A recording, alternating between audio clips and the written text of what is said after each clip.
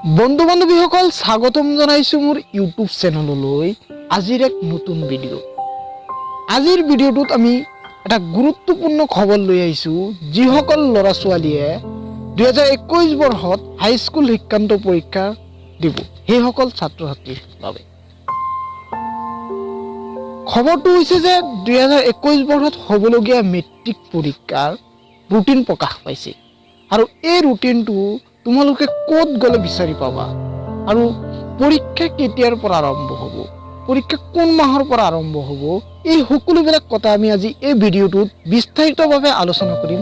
তেনেহ'লে ভিডিঅ'টো শেষলৈকে চাই থাকিবা আৰু এতিয়ালৈকে যিসকলে মোৰ চেনেলটো ছাবস্ক্ৰাইব কৰা নাই মোৰ চেনেলটো ছাবস্ক্ৰাইব কৰি দিব এনেকুৱা নতুন নতুন খবৰবিলাক চবৰ আগত পোৱাৰ কাৰণে।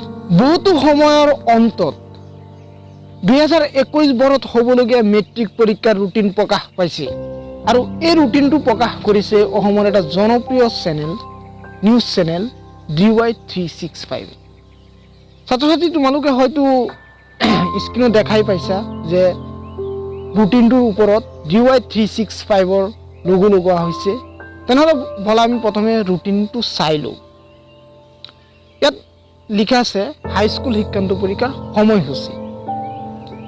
2021 বৰ্ষত হ'বলগীয়া মেট্ৰিক পৰীক্ষাৰ ৰুটিনটোত দেখুৱাইছে যে DY365ত যিটো প্ৰকাশ হৈছে ইয়াত আছে যে 14 ফেব্ৰুৱাৰীৰ পুৱা 9 বজাৰ পৰা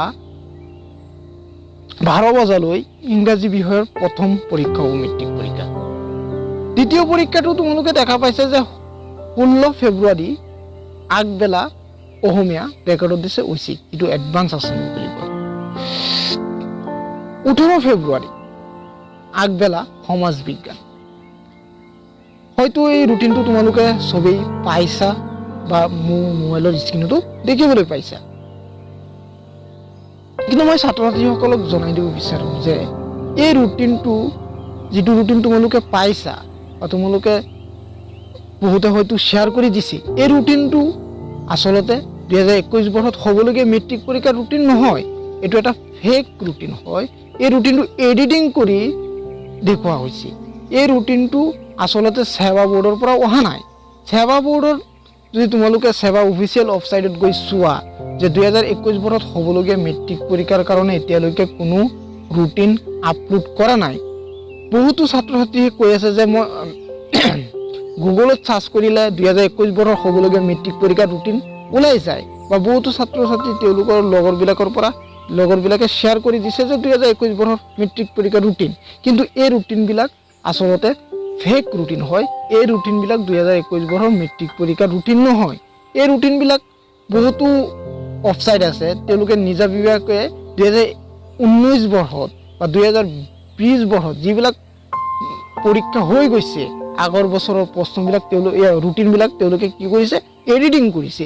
এডিটিং কৰি তেওঁলোকৰ নিজা ৱেবছাইটবিলাকত তেওঁলোকে আপলোড কৰিছে আৰু সেই ৰুটিনবিলাক তোমালোকে যেতিয়া গুগলত মাৰিবা 2021 বৰ্ষৰ মেট্ৰিক পৰীক্ষাৰ ৰুটিন, তেতিয়া সেই ৰুটিনবিলাক তোমালোকৰ সন্মুখত আহিব আৰু হয়তো বহুতো ছাত্ৰ ছাত্ৰী সেই ৰুটিনবিলাক ডাউনলোড কৰিছে। মই ছাত্ৰ ছাত্ৰীসকলক জনাই দিব বিচাৰোঁ যে এতিয়ালৈকে সেৱা বোৰ্ডৰ তৰফৰ পৰা 2021 বৰ্ষৰ হ'বলগীয়া মেট্ৰিক পৰীক্ষাৰ কাৰণে কোনো ৰুটিন ওলোৱা নাই। এই ৰুটিনবিলাক ফেক ৰুটিন হয় আৰু যদি ৰুটিন ওলাই আচলতে সেই ৰুটিনবিলাক তোমালোকক আমি দেখুৱাই দিম ভিডিঅ'ৰ জৰিয়তে। তোমালোকে কেনেকৈ ডাউনলোড কৰিব পাৰিবা আমি এটা ভিডিঅ' বনাই সেই ভিডিঅ'ত তোমালোকক দেখুৱাই দিম, কিন্তু তোমালোকে এই ৰুটিনবিলাক বিশ্বাস নকৰিবা, এই ৰুটিনবিলাক ফেক ৰুটিন হয়। বহুতো ছাত্ৰ ছাত্ৰী মোক কমেণ্ট কৰি জনাইছিল যে এইবাৰ মেট্ৰিক পৰীক্ষাটো সিহঁতে শুনিছে সহজ হ'ব, সেইবুলি পৰীক্ষা হলত CC কেমেৰা ব্যৱহাৰ কৰিবনে? মই সেইবিলাক ছাত্ৰ ছাত্ৰীক জনাব বিচাৰিম যে এইবাৰ মেট্ৰিক পৰীক্ষাটো সহজ হ'ব,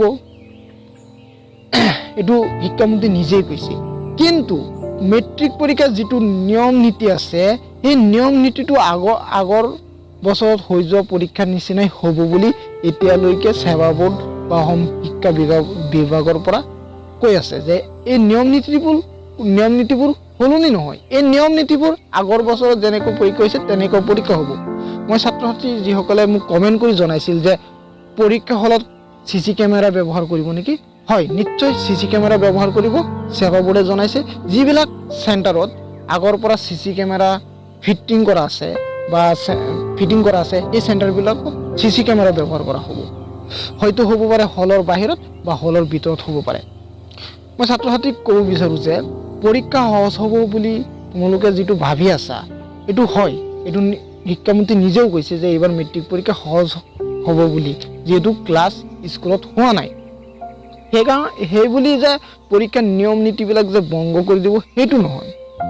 হয়তো তোমালোকৰ পৰীক্ষা সহজ হ'ব, এইটো শিক্ষামন্ত্ৰীক কৈছে যে সেইটো কাৰণে তোমালোকৰ হয়তো প্ৰশ্ন কাকতবিলাক সহজ হ'ব পাৰে, কাৰণ যিহেতু আগতে প্ৰথমে যিহেতু ক্লাছ নোহোৱাৰ কাৰণে স্কুলবিলাকত ৰুটিন চিলেবাছ কমাই দিছিল পৰীক্ষাৰ কাৰণে, এতিয়া আকৌ 30% চিলেবাছ কমাই দিছে। সেইফালৰ পৰা চাবলৈ গ'লে এইবাৰ হয়তো তোমালোকৰ প্ৰশ্নবিলাক সহজ হ'ব পাৰে, সহজ প্ৰশ্ন কাটিব পাৰে পৰীক্ষাৰ কাৰণে। নহ'লে যদি তোমালোকে পৰীক্ষা দিয়াৰ পিছত পৰীক্ষাৰ বহীবিলাক তেওঁলোকে সহজভাৱে চাব, সেইফালৰ পৰা শিক্ষামন্ত্ৰীয়ে বা বহুতো ইউটিউব চেনেলে বা বহুতে কৈছে যে এইবাৰ মেট্ৰিক পৰীক্ষাটো সহজ হ'ব। মই সেই কথাটো মানো, কিন্তু সহজ হ'ব সেই বুলি যে নিয়ম নীতিবিলাক নাথাকিব সেইটো নহয়। প্ৰত্যেক পৰীক্ষা হলতে নিয়ম নীতি আগৰ বছৰ যেনেকৈ হৈছে তেনেকৈ হ'ব।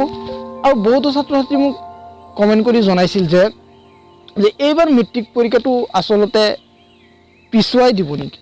মই আগৰ ভিডিঅ'টো এইটো কথা জনাইছোঁ যে এইবাৰ মেট্ৰিক পৰীক্ষাটো সেৱা জনোৱা অনুসৰি এমাহ পিছুৱাই দিয়া হৈছে। মাৰ্চ মাহৰ প্ৰথম সপ্তাহ নহ'লে দ্বিতীয় সপ্তাহৰ পৰা আৰম্ভ হোৱাটো অতি সম্ভৱ আছে। যদি পৰীক্ষা সম্পৰ্কে 2021 বৰ্ষৰ মেট্ৰিক পৰীক্ষা সম্পৰ্কে যদি ছাত্ৰ ছাত্ৰীৰ মনত কিবা প্ৰশ্ন থাকে তেনেহ'লে মোক কমেণ্ট কৰি জনাব পাৰা। মই তোমালোকৰ কমেণ্ট নিশ্চয় উত্তৰ দিম। ভিডিঅ'টো ভাল লাগিলে লাইক শ্বেয়াৰ কমেণ্ট কৰিবলৈ নাপাহৰিবা, আৰু এনেকুৱা ভাল ভিডিঅ' পোৱাৰ কাৰণে মোৰ চেনেলটো ছাবস্ক্ৰাইব কৰি দিবা।